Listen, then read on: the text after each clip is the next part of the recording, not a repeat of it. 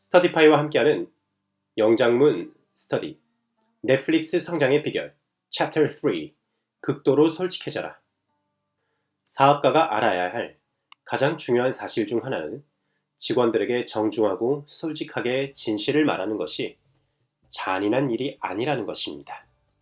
오히려 속을 드러내고 직원들이 들어야 할 말을 해야만 그들이 당신을 확실히 믿고 이해할 수 있죠. 사람들은 대개 자신과 함께 일하는 사람들에게 진실을 말할 수 없을 것 같다고 느낍니다.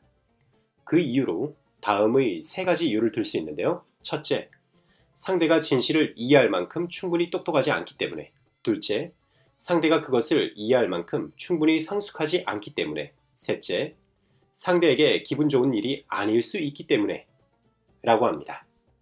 무엇이 잘못된 걸까요? 무엇보다도 사람들은 친절을 베풀고 싶어 합니다. 그것이 서로를 기분 좋게 한다고 생각하죠. 하지만 상대를 기분 좋게 하려는 욕구는 보통 그럼으로써 자신의 기분을 좋게 하고자 하는 갈망일 뿐입니다. 하지만 문제를 덮어두면 결국 기분을 망치게 되기 마련이죠.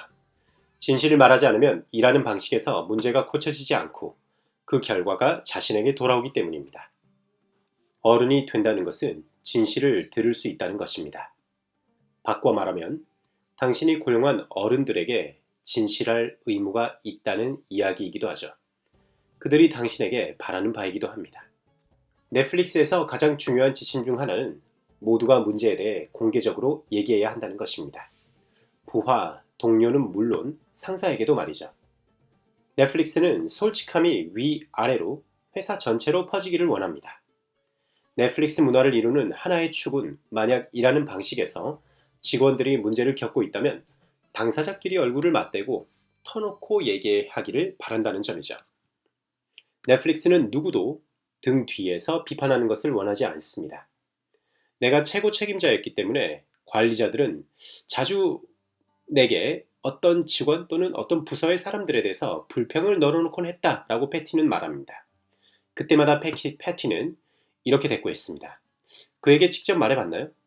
직원들에게 이 정도 수준의 투명성을 유지하도록 하는 것은 많은 이점을 가집니다. 우선 정치 공작과 뒤에서 험담하는 것에 제동을 걸 수 있죠. 패티는 사내 정치를 아주 싫어합니다. 그 자체가 형편없는 일이기도 하지만 매우 비효율적이기도 하기 때문이죠. 생각해보세요. 만약 패티가 누군가를 뒤에서 험담하려고 한다면 그가 방심한 틈을 노려서 등 뒤에서 칼을 꽂아야겠죠. 확실히 처리해야 합니다. 아니면 그 사람이 내 뒤를 밟을 것이기 때문이죠. 머리를 써야 하고 리스크도 큽니다. 그냥 그 사람한테 이렇게 말해버리는 게 훨씬 낫지 않을까요? 네가 그렇게 하는 게 날 미치게 하는 것 같아. 그러니까 제발 좀 그만해줬으면 좋겠어. 하지만 더 중요한 것은 솔직함이 다른 사람들을 성장하게 한다는 점입니다. 속으로만 간직하고 있던 대안을 꺼내놓고 의견의 차이를 없앨 수 있게 같이 대화를 하는 거죠. 전달의 기술을 연마하려면 연습을 해야 합니다. 혼자 거울 앞에 서서 또는 배우자나 친구들을 상대로 연습할 수 있습니다. 말하고자 하는 내용을 크게 소리내어 예행 연습을 하면 자신의 목소리 톤을 들을 수 있고 녹화를 해서 표정과 몸짓을 함께 살펴봐도 좋습니다. 보디 랭귀지가 말보다 훨씬 더 많은 것을 드러낼 수도 있기 때문이죠. 피드백을 줄 때 가장 중요한 것은 행동에 대해서만 말해야 한다는 점입니다. 넌 너무 산만한 것 같아. 넌 너무 집중력이 부족해. 라는 식으로 사람의 성격을 꼬집는 이런 말 대신 말이죠. 또 실행 가능해야 하며 피드백을 받는 사람이 자신에게 어떤 행동 변화가 요구되는지 이해할 수 있어야 합니다. 당신이 노력하는 건 알지만 실제로는 일이 충분히 진행되지 않고 있네요. 라는 지적은 아무런 의미가 없다. 라고 패티는 말합니다. 같은 상황에서 바람직한 피드백은 이런 거죠.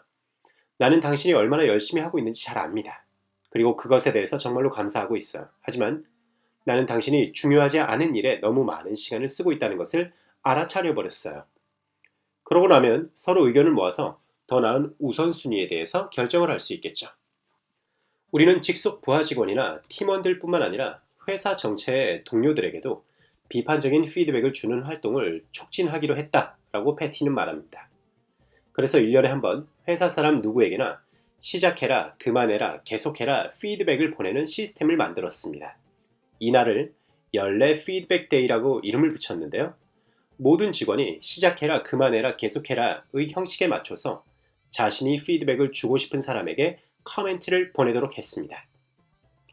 제품 관리자가 일하는 방식 중에서 한 가지 마음에 들지 않는 게 있어요. 하지만 내용을 다 적어놓고 제출 버튼을 차마 누르지 못하고 맙소사 그가 나를 뭐라고 생각할까?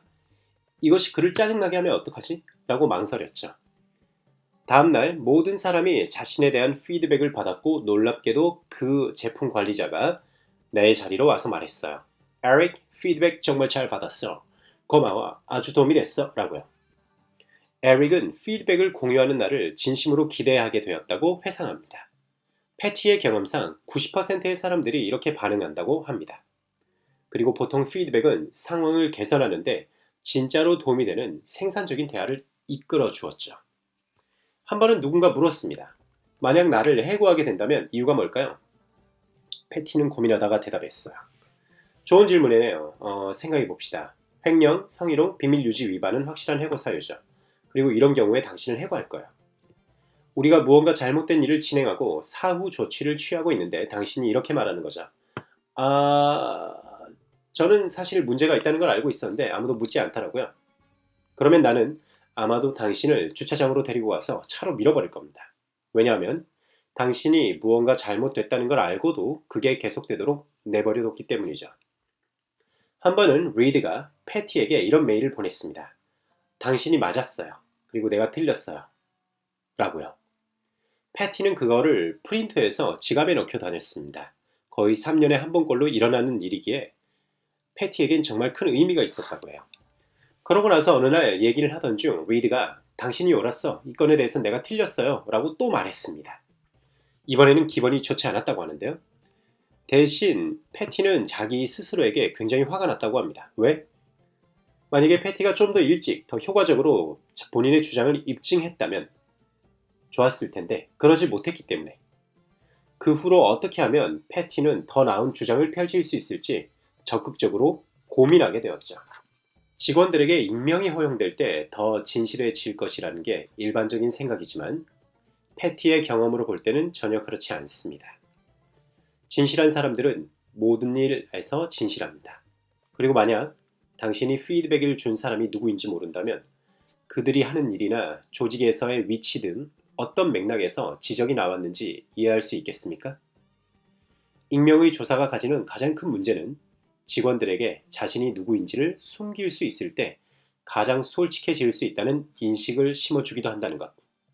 스터디파이와 함께하는 넷플릭스 성장의 비결 7, 8, 9일차 장문 주제 나갔습니다.